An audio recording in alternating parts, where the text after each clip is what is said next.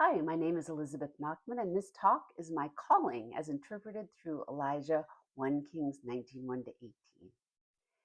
Spirit came to me in a very unusual way the summer I turned 16.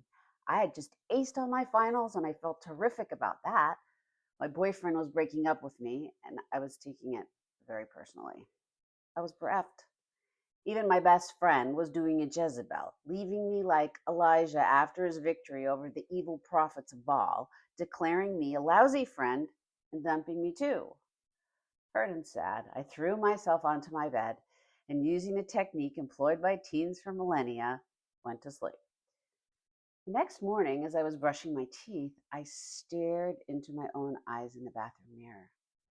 It felt like there was a hole in my pupils that led somewhere else. Who are you? I asked myself. As I looked deeply into my own eyes, I had a huge feeling, sort of like existential cymbals crashing, or some sense that I was part of something much bigger. I was almost knocked to my feet by the intensity. Very next day, I went out and bought Siddhartha by Hermann Hesse, which led to The Prophet and Zen in the Art of Motorcycle Maintenance, and of course, Jonathan Livingston Seagull, from which I learned, quote, "You have the freedom to be yourself, your true self, here and now, and nothing can stand in your way. It is the law."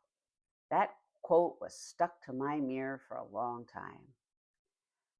Motivated, but still confused and without an anchor, like Elijah, I went back to sleep, at least metaphorically, and I woke up really groggy.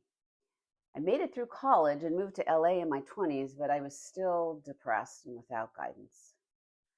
Some days I lay on the floor with my cat and wanted to die. But what saved me was that I believed I'd have to come back and learn the lesson all over again.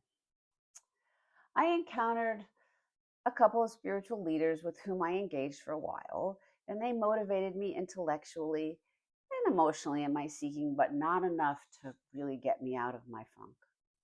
Later, I tried a bunch of churches, and after looking and looking, I realized that God wasn't in any of them. So the years flew by, and by now I was pushing middle age, and I still had not found a spiritual home. My brother came to visit and suggested we try out a church he'd been attending in Austin. Unity, he called it. We headed off with our twin 12-year-olds in tow and were warmly welcomed by the Youth and Family Ministries director. The service began with a gorgeous tenor who was accompanied by a brilliant pianist who, as it turned out, was also the minister doing a series on one of my favorite books, The Four Agreements. Like Elijah, I was drawn by the hugeness of the events. In fact, later that evening, that still small voice came to me whispering, "I think you have found it. This church doesn't judge. It accepts, it loves, it welcomes the different, the weird, the curious. The music director, Matthew, is married to the senior minister, Richard. How cool is that?" So I dove in, becoming a prayer chaplain and then a platform host. And after a couple of years, Dr. Richard suggested that I might have a calling for ministry. This half Jewish girl from New York had a chuckle and was flattered, but didn't think much more about it until my life took a disastrous turn. In the brief period of about 4 years, my best friend died at 52. I was diagnosed with a life threatening illness. One of my adopted daughters had to go into psychiatric residential treatment at age 13. Her twin sister went down the rabbit hole of drugs and alcohol. In her rage, one of my daughters accused my innocent husband of a heinous crime. And my father died. My older cats died. Another dear friend died. I lost my fancy corporate job as COVID hit. Then my mother died. My husband got type 1 diabetes, and those are just the highlights.